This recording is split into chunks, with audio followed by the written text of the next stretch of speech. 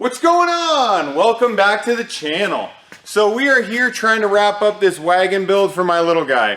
Last video you saw us go ahead and finish up all the fabrication and get it ready to go roughly as a roller, so we kind of saw what it looked like. We took everything apart, sent it out to our friends over at Coatings. He went sandblasted, powder coating, got everything ready to go, and let me tell you, it looks incredible. So we're here today. We're gonna put this thing back together, get it done, and hopefully we can give it to my little guy. What do you think? Let's stop talking and get working.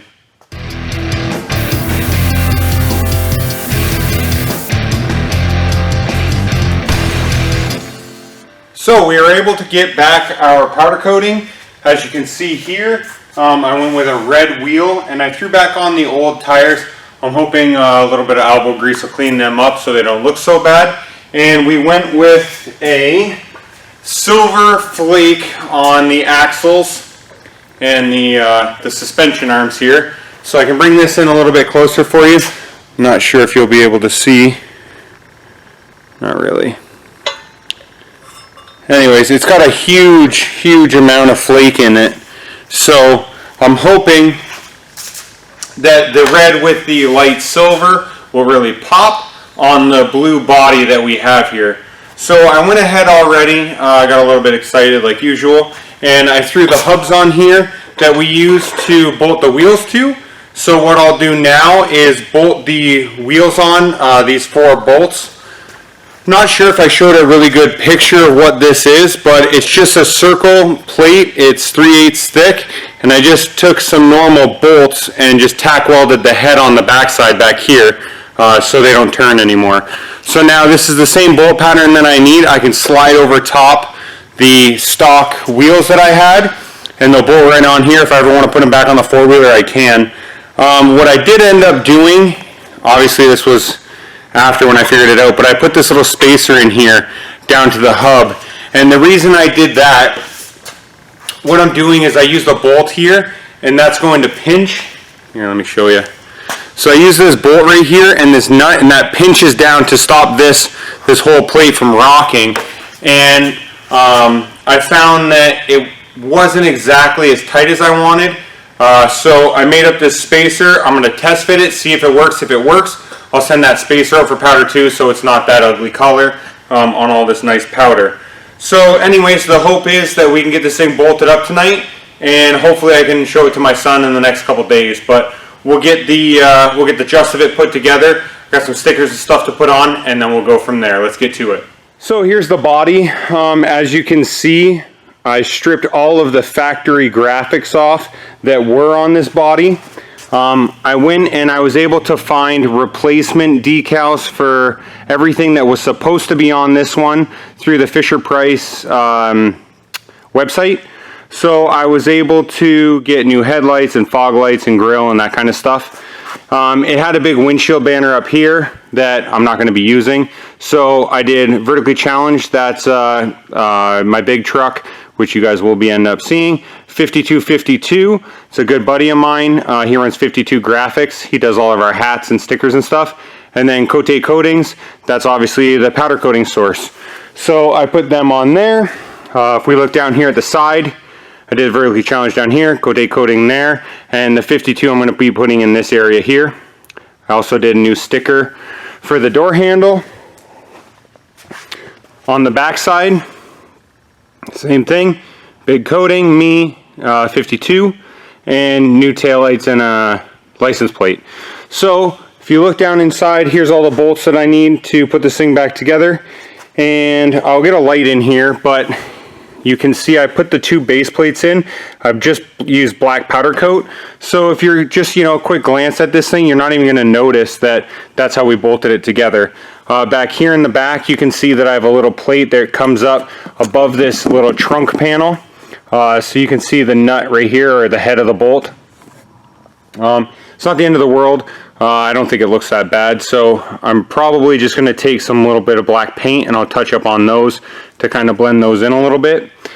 And then what I did was, you can see this stress crack right here. I used a heat gun. With plastic like this, you can use a heat gun and you can pull some of that white out of it. You just heat it up a bit. So I tried doing that on like a lot of this. The whole bottom was all kind of messed up, and all around the back. There's a little bit right here. I'm not sure if you'll be able to pick it up on the camera, but there's a little bit there. So I did what I could. There's still some here. I might try to hit this again and just see what I can come up with. But I mean, for the most part, it is what it is. Looking underneath. So underneath you can see the rods here that I'm going to be using as like a shock. I just really lightly bolted that in so I could swing them out. I'm trying to do this by myself, so I figured it'd be a little bit easier to bolt that in.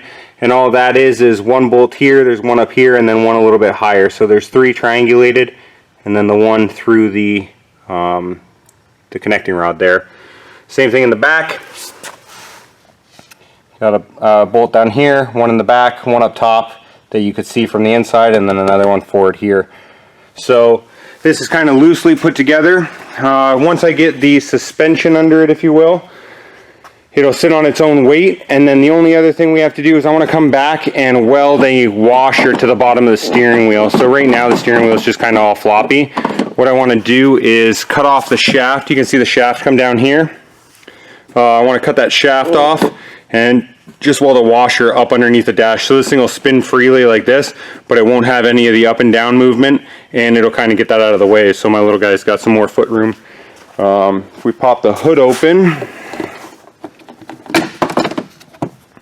so popping the hood open, I put the little motor back in here. It's a battery cover. Put all that back in so it kind of looks stock, if you will, and then underneath this cover is where you bolt in those plates that'll hold my shock. So you won't see any of that with the hood open. And same thing, that's the end of the steering shaft there that we're going to cut off, so that won't be around any longer. And then there's the cradle that bolts up to that black plate. So why don't we go ahead and get the suspension put on here, and then we'll come back and I'll go over some more of the details. I'll move some of the lights around so we can actually see it really well. But that's what we're after. Front suspension wise, I threw one of the wheels on just real quick. You can see there's no nuts or anything on it, but that's the final look here. It's really hard to pick up the amount of sheen that's on these wheels with the lighting that I have. I'll have to get it outside for you, but there it is there. Like I said, I'm hoping some elbow grease will clean up some of the dirt and everything on these tires. And then there's my handle.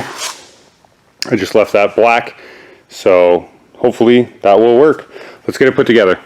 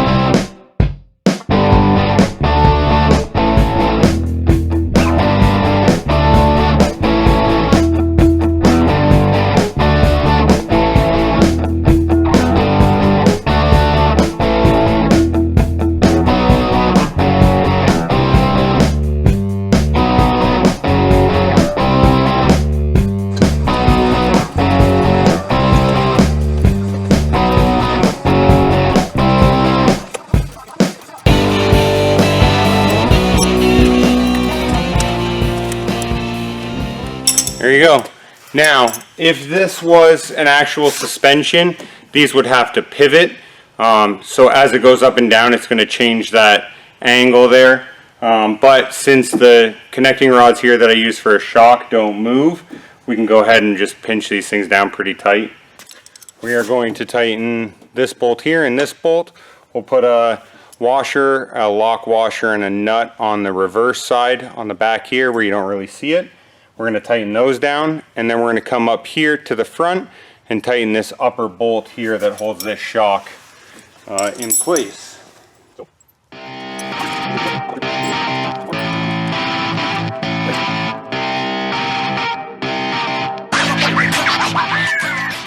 So there you have it. Like you can see here, I got a lot of bolts sticking out, so we'll just take a zip wheel and trim those off. You can see right here where my finger is. The plates here up on the back, you have 2 bolts down here, and then one right there, one here, and then the one for the shock. Like I said, I'm going to cut this off, and I'll put a washer down here on the bottom. You can see it'll be in here somewhere. That'll stop that shaft from pulling up, the steering wheel from pulling off on him. And then same thing in the back. So we have 1, 2, 3, 4 bolts. The bolt that'll hold the shock. That's pretty much the finished product. Like I said, I plan to just some elbow grease up on the tires, get them to shine a little bit more, but that's pretty much what we're looking at. Little guy's got lots of room in there. Don't mind the bag, but I'll take it out. You can see that black plate. There's some of the bolt holes there. It's really looks pretty factory, so that's kind of the look I was going after. And then same thing. So anyways, that's the wagon build. We'll get it all spit polished, and I'll post it up on Facebook and Instagram, official 710 garage. I'll post it up on there so you can see some of the pictures. I'm trying to do a little bit more posting on there, but maybe I'll do a quick video too of my little guy with it. So there you go. Here's the finished product of this wagon. I think it turned out pretty well. We're not that deep into it. These are the connecting rods out of my 351 that we pulled apart to put in my 68 Mustang. So those were free. We had some laser cutting, which, you know, that's not too expensive. This, whatever you want to call it, 4-link here, that's just some black gas pipe. I believe it was 1/2 inch size. So that stuff is super cheap. Just cut the end off. I welded a nut inside to thread in the joints because originally I wanted this thing to flex around. And then the further I got into it, I said, you know what, it's just a wagon, it doesn't really matter. So I just welded a nut in there. I threaded a Heim joint in that we ended up sliding those bolts through in the cradle that you saw. That stuff's super cheap. The axles, I had some 1x1 tubing.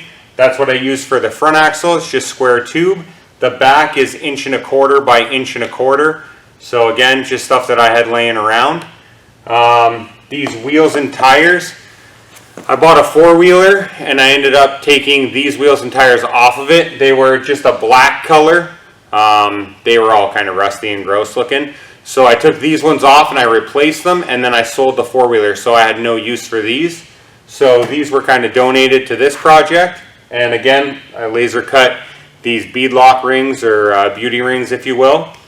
The Power Wheels body itself, I got that out of the trash. Some guy was throwing it away and I thought it might be cool to make a wagon.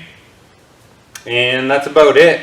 A little bit of money in powder. So, you know, it wasn't that expensive. It did take a lot longer than I had anticipated. I wanted to have this thing built for my son's first birthday, and now he's 2.5.